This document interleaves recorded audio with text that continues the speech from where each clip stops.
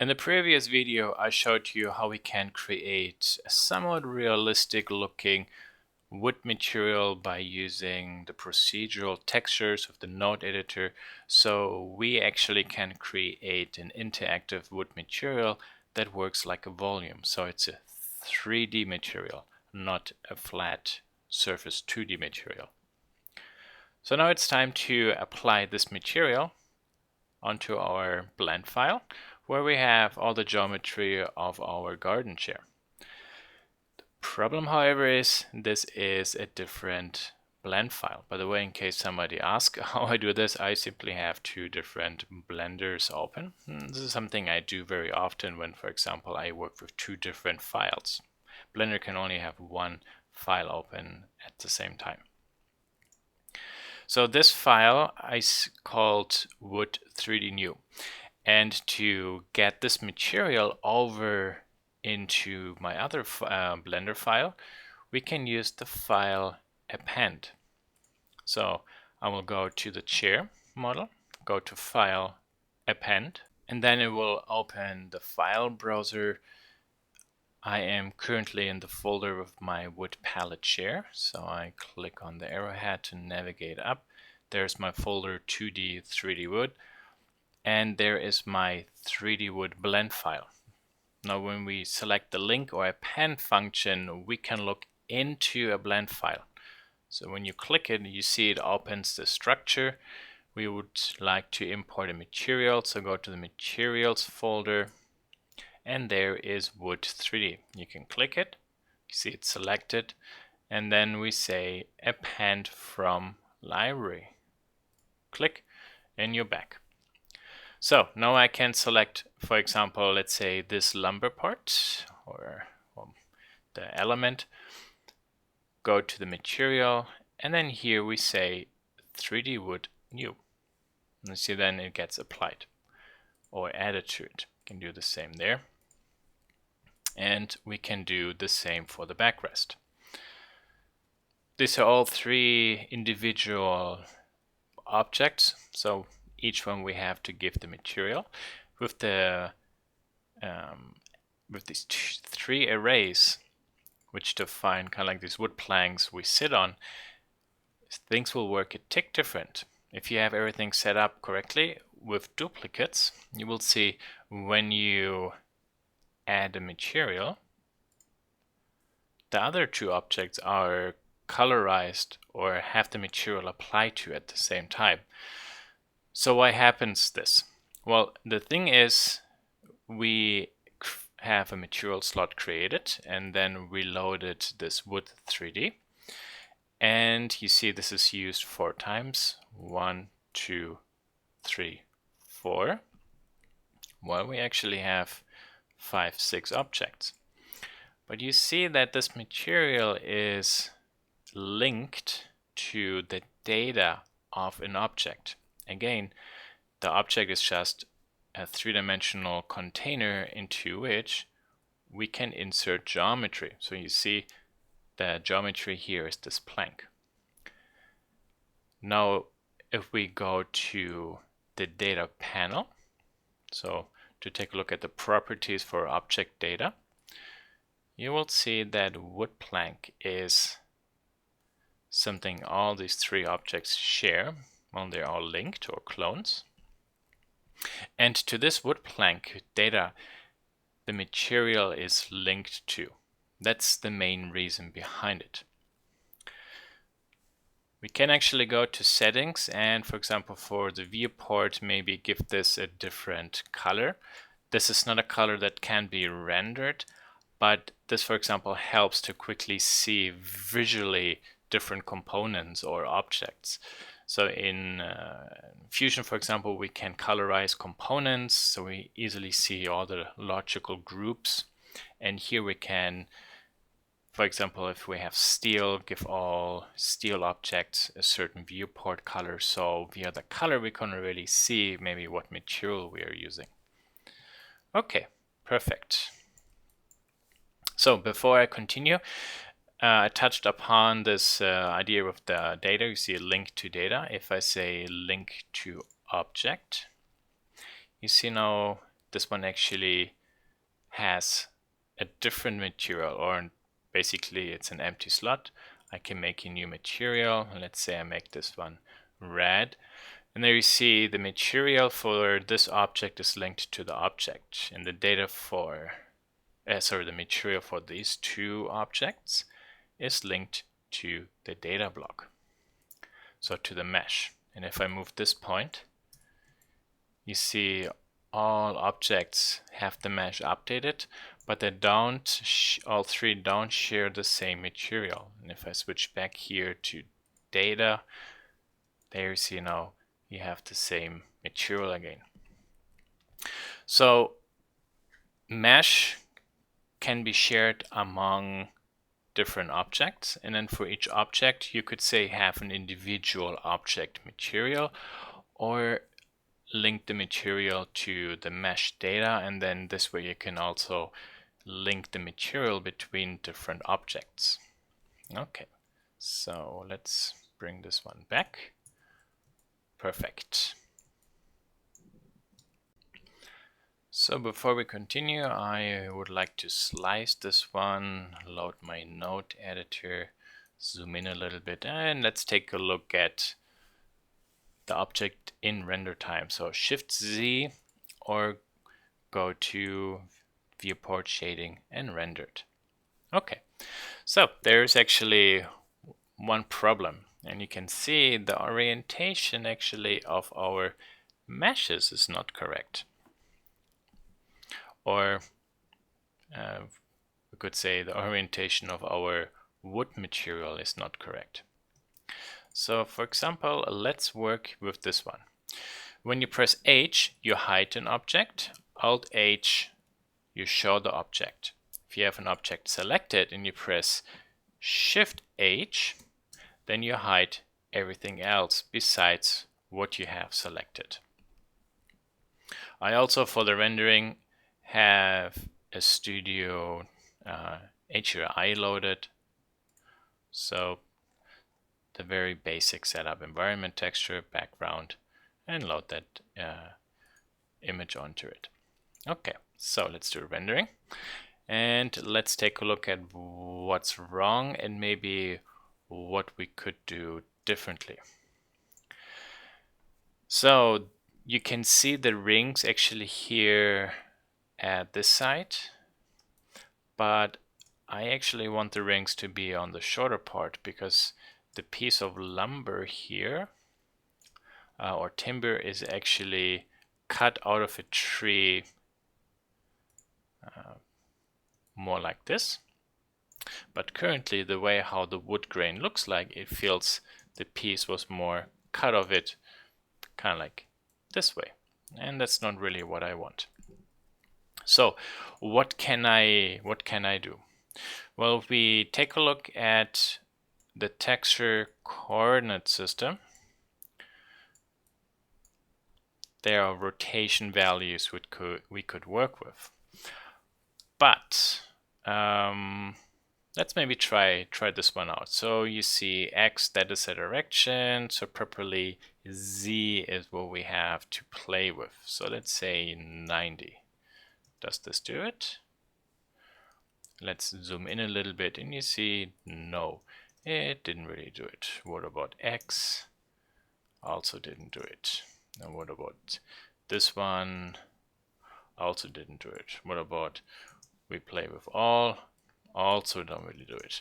Okay, so what's the problem? Well, the thing is, the direction of the grain flows along X. I have my object selected, and you see in local space X goes this way, but I want actually X to go vertical. So what I would have to do is the following. We do a little trick. So Shift S in object mode, cursor to selected, so that actually now my cursor is right where the object center point is. And then we go into edit mode, AA, select everything. Make sure you have the 3D cursor selected, So you see it switches back to this position.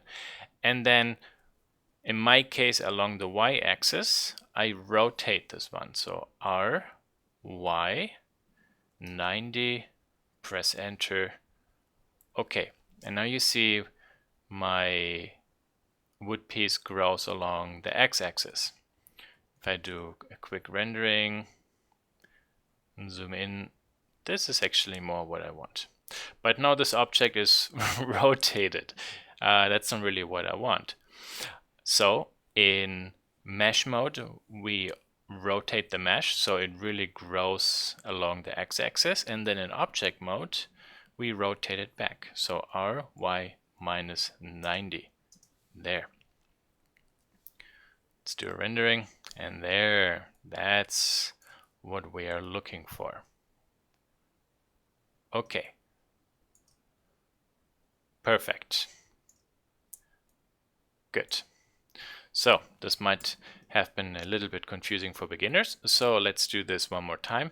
We will do the same now with this part. So select this one, Shift H, so we hide everything else, and go in. Let's do a rendering, and there you can see that the rings grow along this side, but I want the end grain only to be on this face. So in object mode, Shift S, cursor to selected. We are in 3D cursor mode. Go into edit mode. Just make sure you select everything, and then R, Y, maybe 90. Okay, leave edit mode, and then in object mode, R, Y, the opposite 90. Before I rotated Y positive 90, so this time I need to R negative 90. Press enter. You also see in local space now how the x-axis actually grows again or flows along the object, and that is correct. And there you can see now the correct orientation. Perfect. Alt H to show everything again. Shift H, Control S, cursor to selected. Now this one is rotated 15, so let's keep this in mind. We first set this to 0, so it's easier. So edit mode, AA, R90, but along the y-axis. You see I typed in R and 90, and it did this. I forgot the axis definition, R, Y, minus 90 or 90, doesn't matter. Okay, object mode, R, Y, the opposite 90. And then this, for example, was rotated 15 degrees. So now you see here I have minus 90. Now I can see when I lower this, then it goes backwards. So minus 90 minus 15 degrees is minus 75 degrees. There. Let's do a rendering. Okay, also this looks good. Alt H, show everything. And now we have to take a look at those. 105, so maybe let's set this to 0. Okay. Let's do a rendering. And then we can see how this looks. And this is not really ideal, because this end grain we want to have here on this side. So there are a few things we have to do. Shift S, cursor to selected, go into edit mode, AA, and then we type in R, Z, and 90. And you see I rotated the plank so that it again lines up with the x-axis. Then I can tap edit mode, or press tab, and then RNZ and 90. Let's take a look. Yeah, this actually works better. Along the x-axis we had 105, and this is good, okay. But now we have this happening. So what's going on? Well, this is no big problem. We just changed the orientation of the mesh, and we just have to update the array modifier. So if we go to the array modifier, you see that it uses x, y, and z, and it uses x. But we want actually to use y. 1.2, so 0 for x, 1.2, wrong direction, so minus there. Finito. Let's take a look here. So also this one, we can just R and Z. Before I do this, you notice I switched actually from the 3D cursor back to here. So when I click the object, I rotate around the object's center point in this case. R, Z, 90. And then 0, 1.2, and okay, negative. Let's take a look. You see also that one is correct. Okay. Then this will be the last one. You see the z-axis here is now horizontal, so this is global, so R, Z, Z, and 90, and 0 and minus 1.2.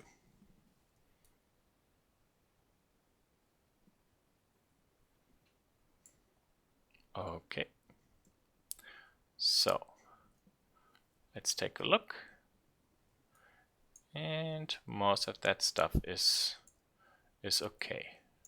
Good.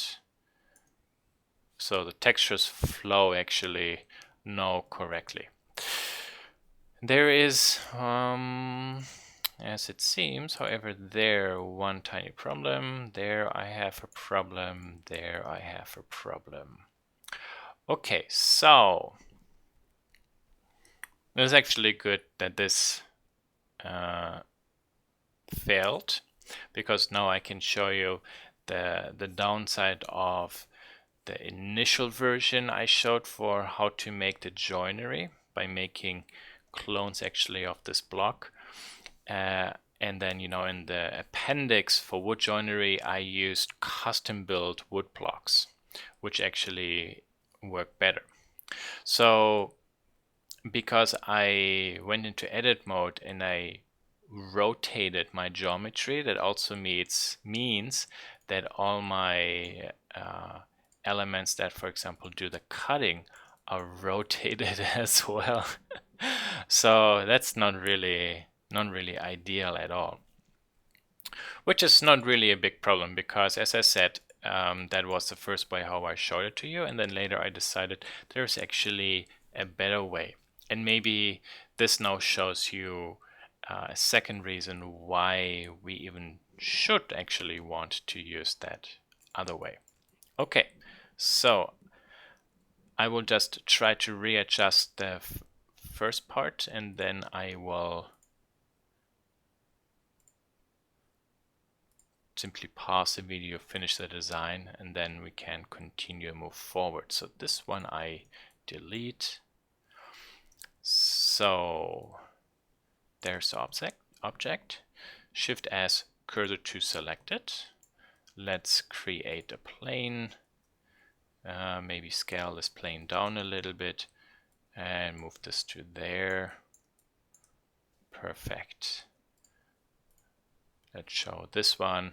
And to work really nice and precise, I should turn off the bevel command, so that when I do my snapping, I snap really only to the edges of these timber blocks. So this object, by holding Control, I can snap now to this edge, and this edge I snap to this one, so you see it's actually just using this back edge. Perfect. AA, S and Y, scale to the center, and again, for those operations here right now, I do not use the 3D cursor. And now we can slice this one, so K, hold Control. Oh, I snap actually to the edge, maybe K, see, that's okay. So when we do the knife tool, if we want to snap to the midpoint, have the vertex maybe selected, K, Control, click, and click. That's one way. Or we can press Control R, select this edge. You see now we can move it, and then we press 0 so that it's in 50% position, and press enter. Good. And then this one, E, we can drag up a little bit. Good, this happened. Perfect. And then this one, for example, we can press P to separate. Because you see, in case you do this, there's an opening. So we can easily select these two edges or these two edges and then press F to fill the face. Press A to make sure everything is selected, or AA, and then go to shading UV and we say recalculate. Perfect. Goodie. Now we have to go to here, select everything. That's the other second object. E, extrude it up. We can snap to this height. Let's check. Okay, there, didn't open that face. AA, just to double check, recalculate. Good. And best practice, front leg, or actually I call this one Boolean outside, and this is Boolean front leg inside. So now which object is which object. And then for this one here, now I can decide which one I want to work with. I will show the joints.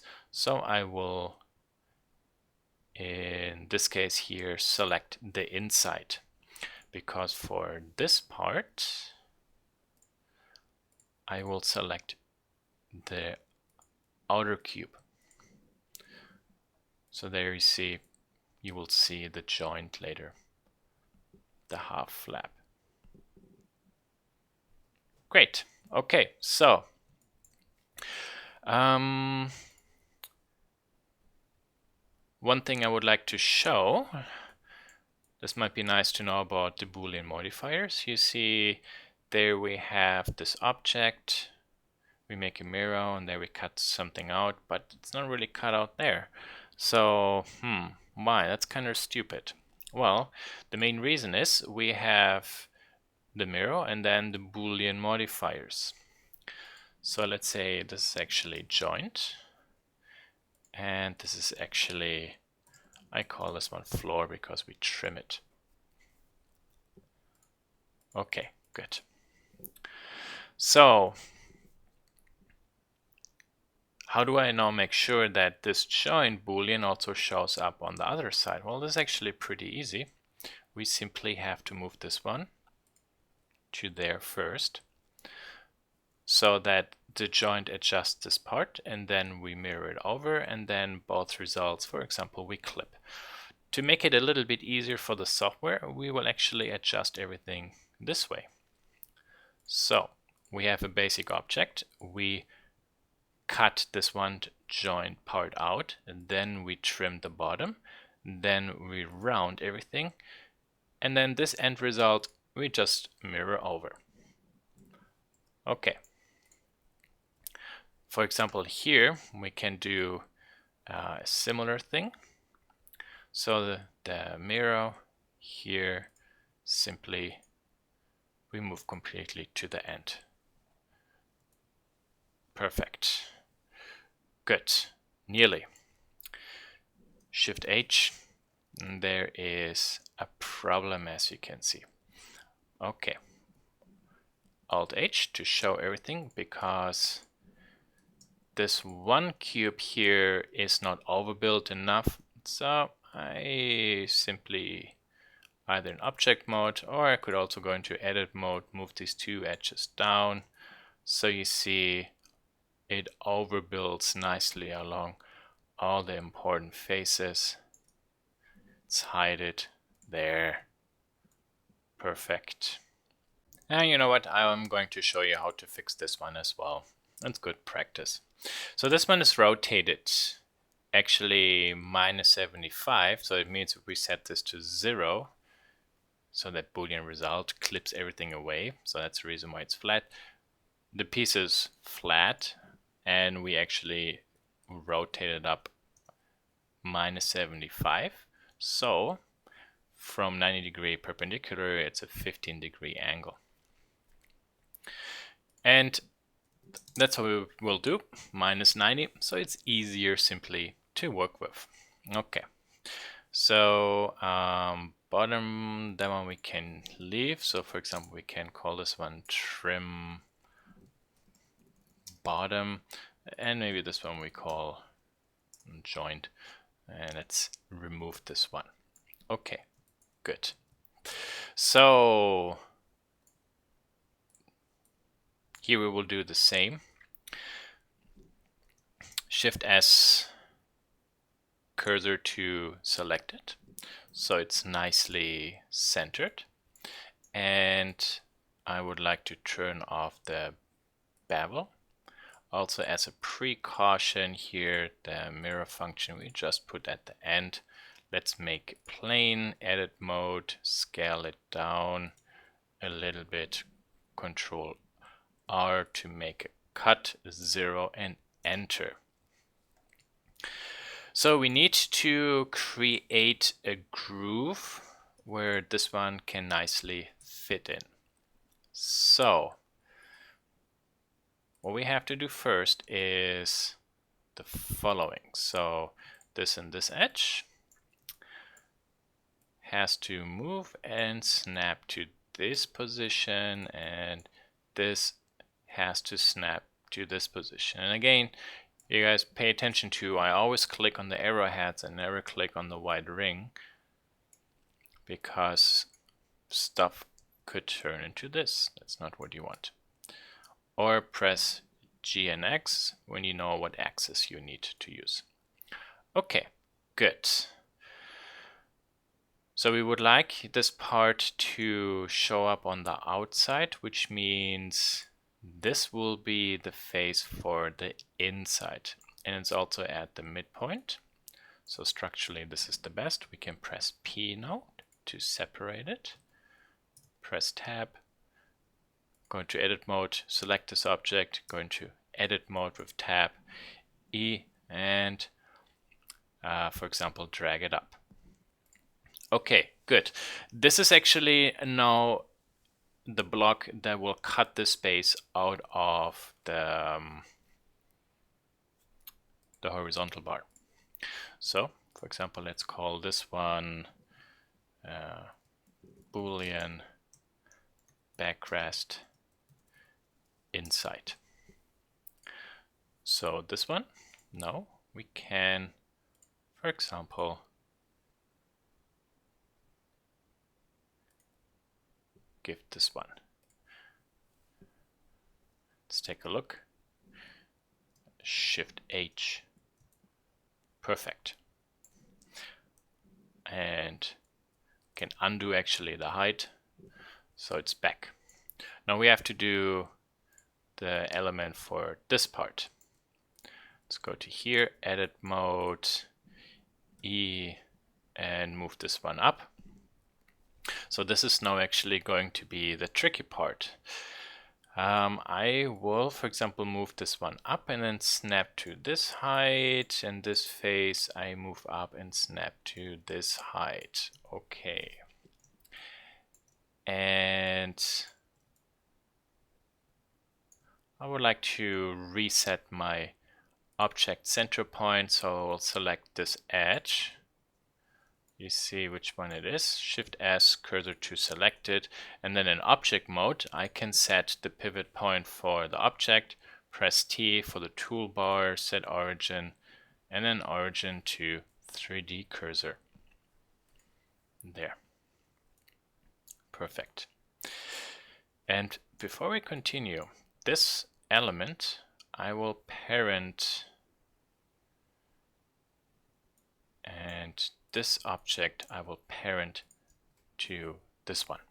The main reason why, so Control P, is when later we will rotate this one, you see these Boolean parts will move with it. Okay, good. So this one cuts out this part, and there this will cut this one. Okay, so how do we do the rest? First, there's something going on there. I have to see which one it is. Oh, I have this extra element here. This is the bottom trim, no. Backrest Boolean. Ah, by accident I actually used the wrong element. So click U, this one. Yeah, there. Oh, I did an undo. Haha. I had this one set, and then when I did an undo to show everything, I also did an undo for the modifier. Okay, good. So 15 degrees. So this is then minus 75. Let's take a look at this object. Shift H. Everything looks perfect. Alt H. Okay. Now how do we do the same for this? And this is actually not really ideal, because now you see we can take this one and cut it out of this part, but then the orientation is incorrect. So when I said parent this one to this one, that was actually a stupid idea. We only need this one to follow with it, because this block will cut the channel out of this wood part, so this one can slide in. But this one has to always maintain the height actually for this one, so the top and the bottom. So what we will do is we will undo the parenting. So we can go to the object. There, see, now it says parent, and we simply remove this, and you see it jumps back to its original position. Good. But we actually have nearly everything done. So because we set the height, this is all good. The only thing we have to do is, this is not long enough. We have to make this wider. So you see it nicely cuts through the rotated part. Okay, and then we can go and select this one. And then, why are you, oh, okay. There we select this one, and then this and this. Let's go to here, Alt H, also those. For example, I put onto level 5 first, and Alt H, what is this one? Boolean backrest. This can go, this is the bottom trim. What is this one? Front leg, go. What's this one? Boolean go, Boolean go. So I'm just cleaning up my design. Okay, okay, and okay. So now it's up to you to decide where you want to put those. You know what? I will put all those actually onto the same layer. Done. Okay, good. Nice. So let's take a look. This fits, this fits. So a little proof of test. Let's say we make this 90. sorry, I meant minus 90. There you see actually the way how we set up the joinery now, everything perfectly updates. So this is cut correctly and this is cut correctly. So here we have a perfect cross lap joint. And here we always have our perfect half lap joints. Okay, so minus 75. And then the bottom part I would like to trim off. There's the bottom trim. Let's cut it off. There, gone. Perfect. That was good. That was a nice problem solving. So you see, undo something or so is not, or a time history is not necessarily important actually with these modifiers, the way how it works, because we don't necessarily work in a time. The time only applies when we do mesh modeling. But otherwise, everything happens at the same time. So the logic we set up here defines how our objects are being built. The last thing I would like to do is to turn back on the bevel command. So you see I selected all those 3 objects.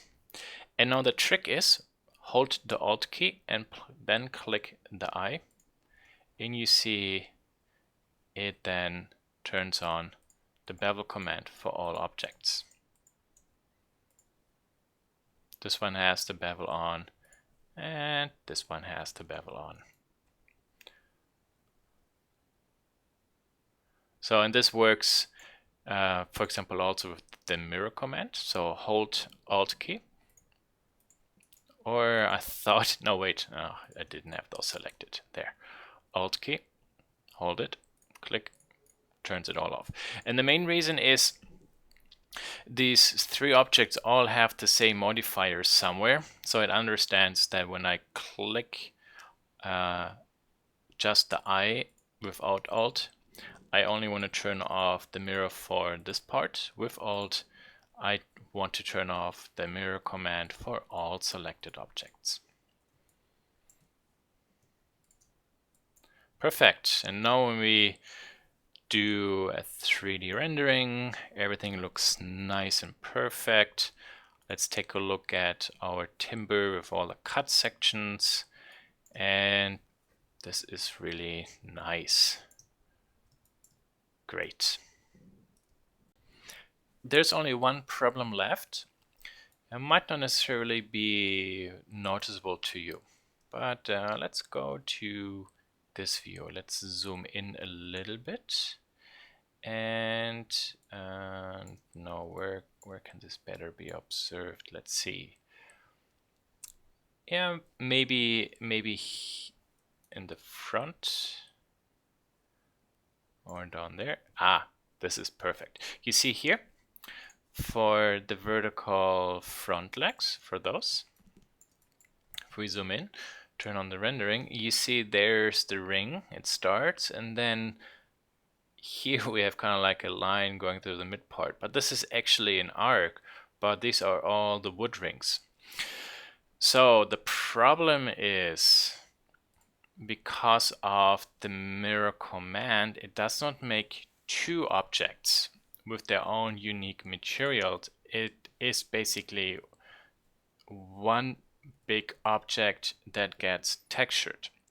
So this sounds a little bit confusing, and let me do this so you understand what I'm talking about. So let's say we draw something like this, and then this, and let's make a box. You see, I can put this box around these 2 legs. That's called, or think about this as the texture space.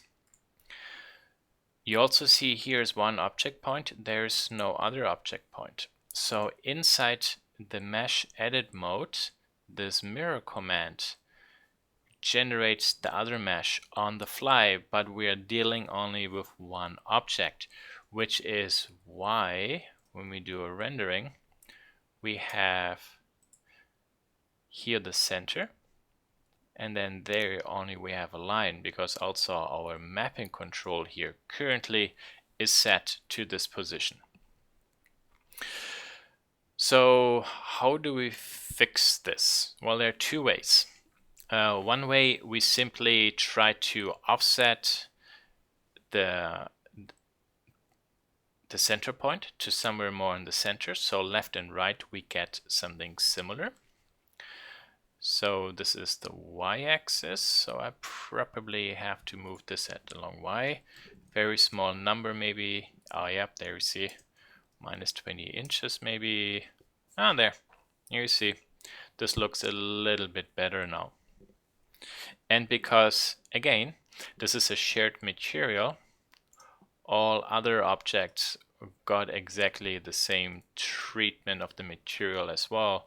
So you will see that here and there, this is also a little bit more similar.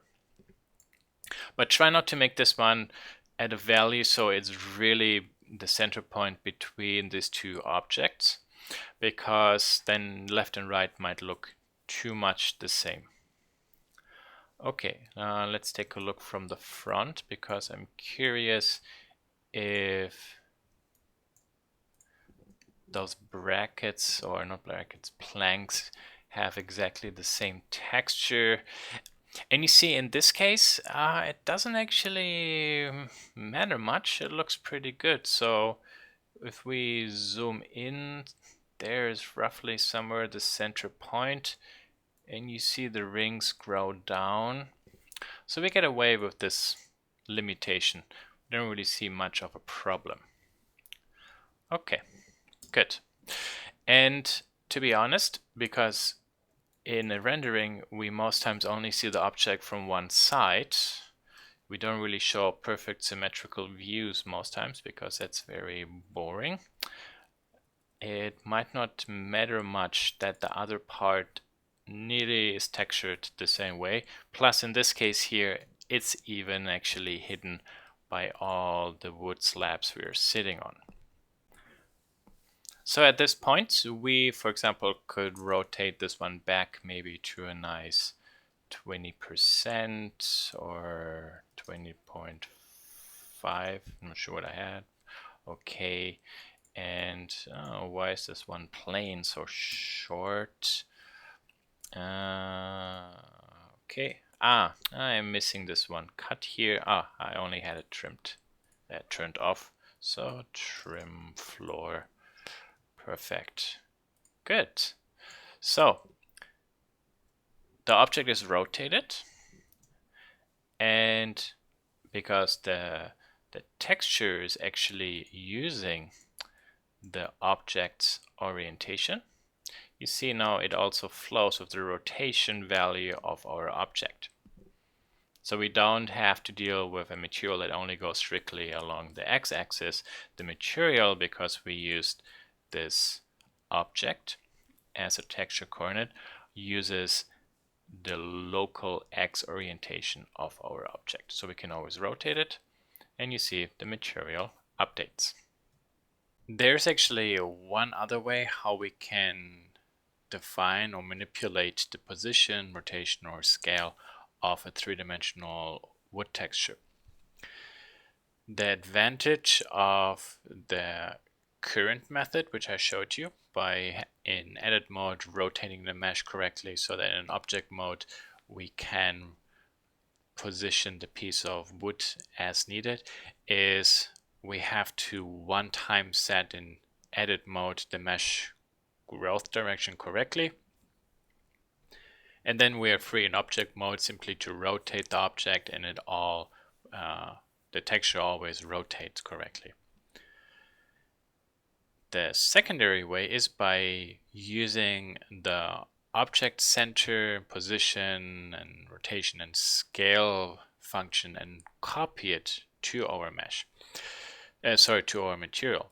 So the texture coordinate system currently uses the object, so the object orientation of our mesh part or the object here.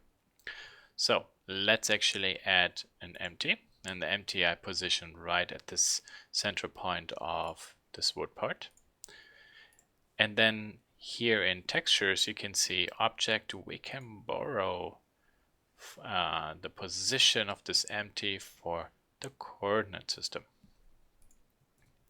So let's go ahead and do a rendering. Okay, so what happens when, for example, I move this one to there? See, there's actually now the center of the ring. So wherever this object is the center, or I can move it even to here.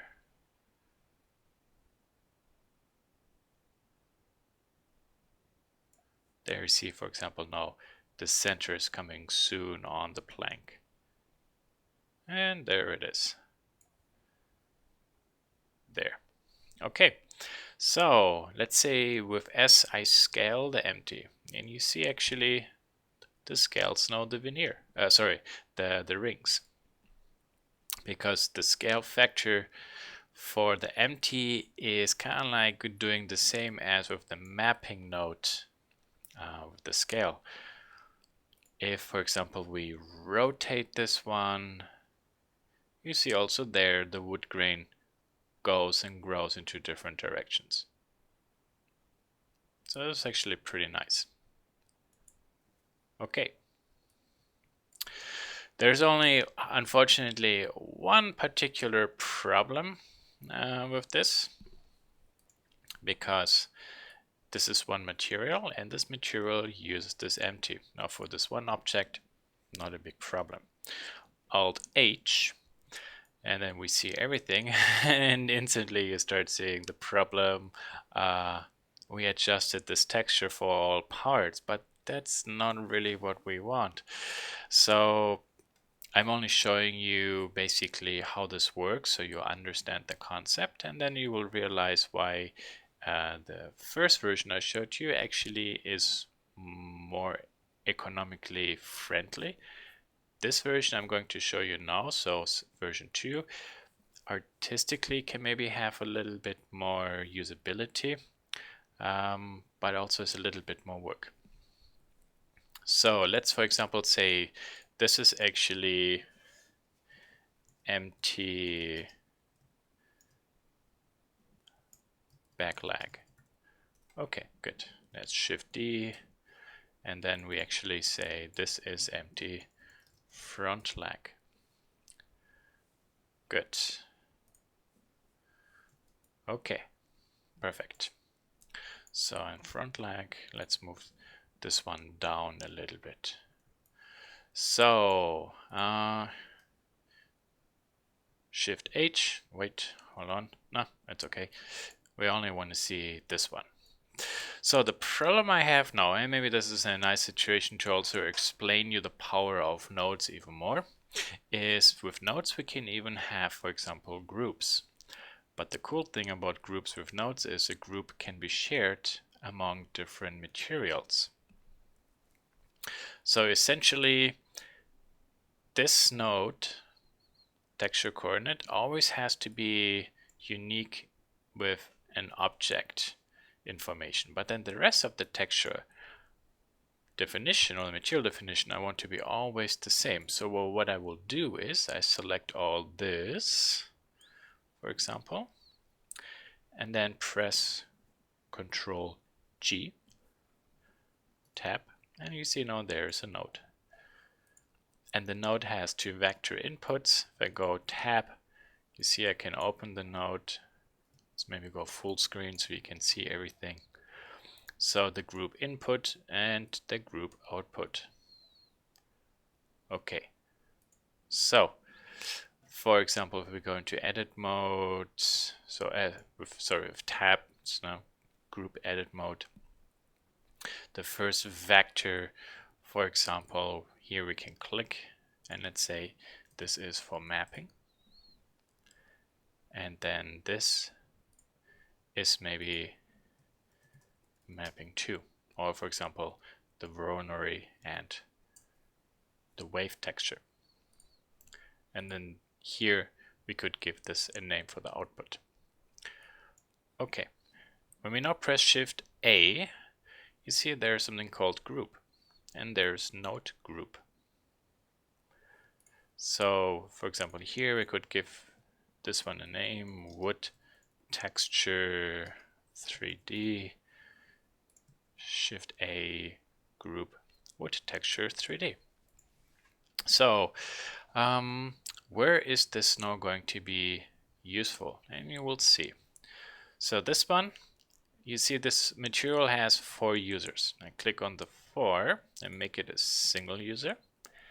And then there I will say empty front leg. Okay. Then Alt H. I want to take a look at this one. And let's go to here. And this is empty back leg. But you see, it uses the same group. So you see the groups are actually the same. So the nice thing is, if let's say I go to here and I just put in a 20 there, then I select this one, go to the group, and there's a 20. So you see, via the group you can share a shader among different materials.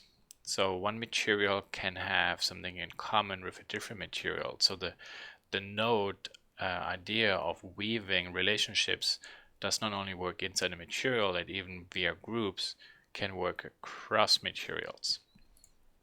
Which is why in our case we need a unique texture coordinate for the object, and then we can have a shared material definition. So this one has empty front leg, this has the back leg. Let's hide this one. This is the back leg. There's the front leg. So this one, for example, I have to rotate R and 90. So wait, or yeah, correct. Shift Z. Let's take a look.